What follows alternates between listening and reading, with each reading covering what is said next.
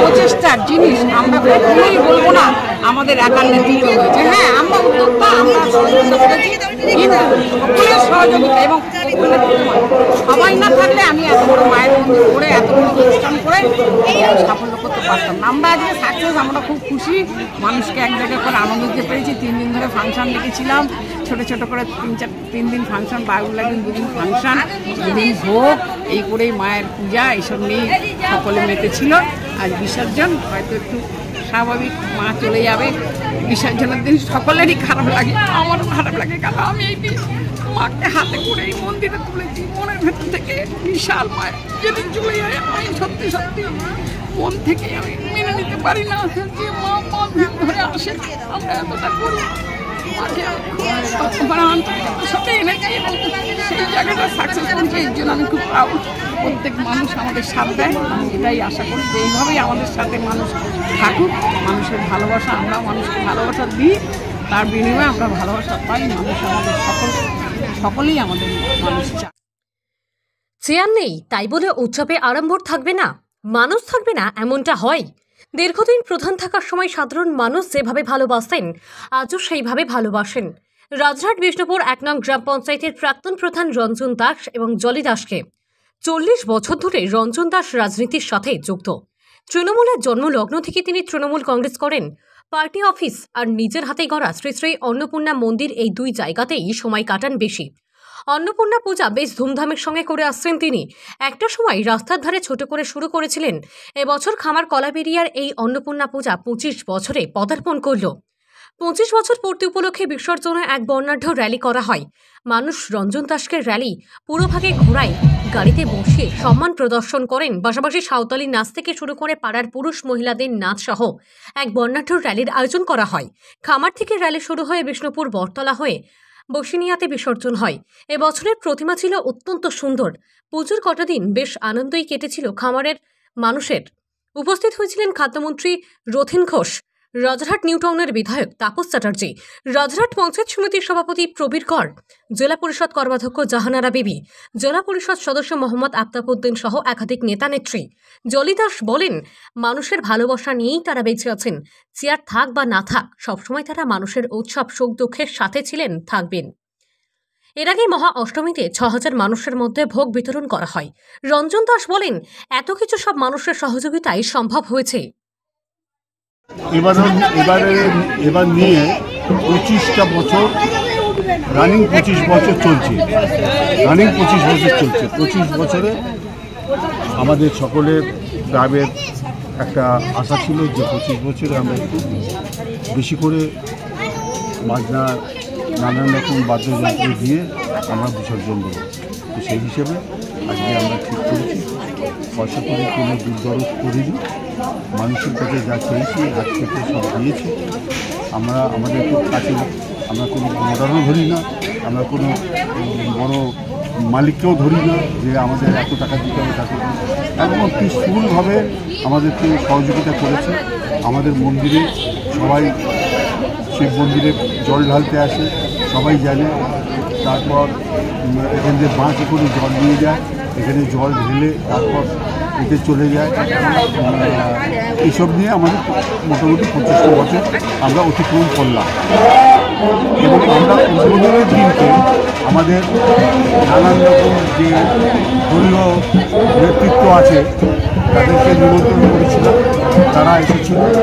তাপস চ্যাটার্জি এসেছিলেন, মাননীয় তাপস চ্যাটার্জি, মাননীয় ব্লক কংগ্রেসের সভাপতি মাননীয় প্রবীর কর এসেছিলেন।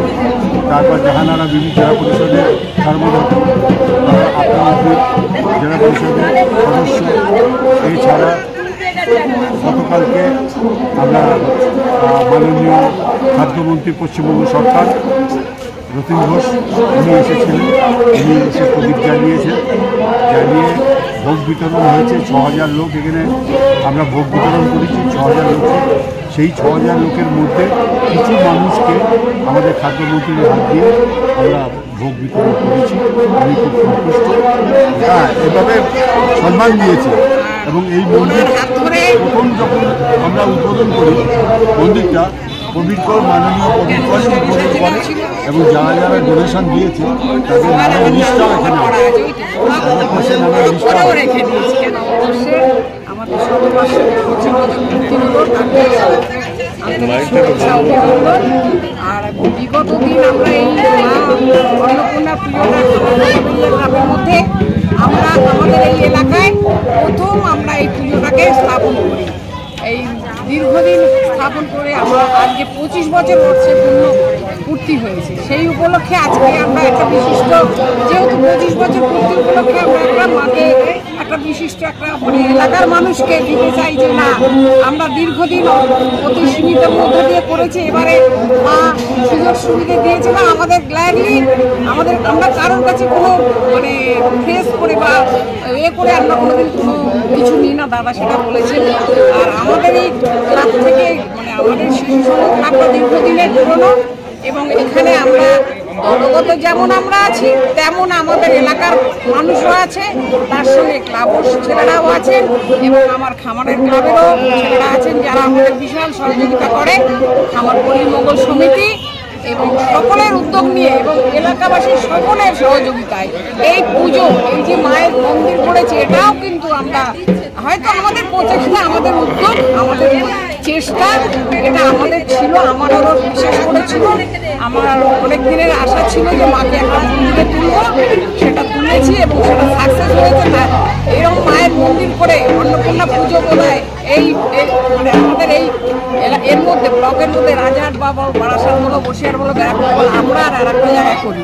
তাই দীর্ঘদিন আমরা এই পুজোটাকে ছোট্ট ছোট্ট করে আজকে ছোট ছোট করতে করতে আজকে আমরা এই জায়গায় এনেছি এবং প্রতি মানুষ খুব মানে কী বলবো উৎসাহের সঙ্গে এখানে আসছে প্রথমার সঙ্গে। এবং যেটা না বললেই নয়, দীর্ঘদিনই আমরা পালক পূজন করতাম 5-7 হাজার লোক নিয়ে খিচুড়ি ভোগ নবমীর দিন। আর মায়ের অষ্টমীর ভোগ আমরা দীর্ঘদিনই মায়ের একটা অন্নপূর্ণা মায়ের যে মহা অষ্টমী সেই ভোগটা একদম দিতেই হবে, সেটাকেও আমরা ছোট্ট ছোট্ট করতে করতে বড় আকারে করেছি, সেটাও নিবেদন করেছি। প্লাস কালকে পরশুদিন নবমী ছিল, আমরা মানে মায়ের ভোগটাকে 5-7 হাজার লোকের উপর দিয়ে দিয়েছি এবং আমাদের এই এলাকারই আমাদের ব্লকের সভাপতি যিনি দীর্ঘদিন 40টা বছর ওনার সাথেও ছিলেন, আমাদের সাথেও ছিলেন এবং আমি দীর্ঘদিন আমি দুটাংশের প্রধান, ও তাই একাংশের প্রধান, আমাদের সঙ্গে আলাদা সম্পর্ক ছিল এবং এখনও আছে।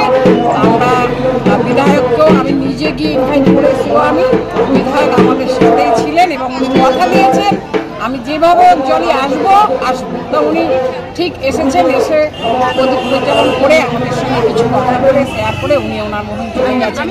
তারপর আবার জানালা দিয়ে তো দীর্ঘদিনের মানে পুজো যখন আমি শুরু করি মাঠে ছোট্ট করি সেই থেকে এই পর্যন্ত জানালা দিয়ে আজ পর্যন্ত আসেনি এরকম আমার প্রোগ্রামে এরকম কোনো দিন হয়নি।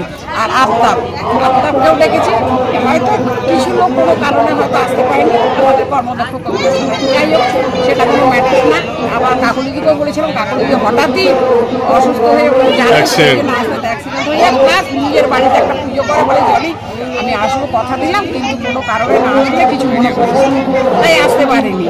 এবং আমি রথিনদার কাছে নিজেও আর আমি গিয়ে ইনভাইট কার্ড দিয়ে আমি বাড়িতে গিয়ে ওনাকে বলেছি আমাকে কথা দিয়ে, আমি কিন্তু মাইকেল নগরের মেয়ে, রথিনদার এলাকারই মেয়ে, যাই হোক বলে জলি তোর কাছে তুই বলেছিস আমি ঠিক যাবো, তাই বলে আসতে হবে, আমার কিচ্ছু না, আপনি 10 মিনিট আসি আমি তাতেই প্রাউড।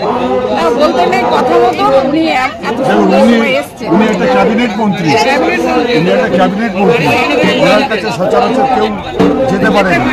কিন্তু প্রথম কথা হচ্ছে রতিন ঘোষ, মাননীয় রতিন ঘোষের পাড়াতে ওর বাড়ি, ওখান থেকে আমার বিয়ে হয়েছে, ও ওখানকারই বিয়ে। রতিন ঘোষ ওকে ভালোভাবেই চেনে এবং এখানে এসেও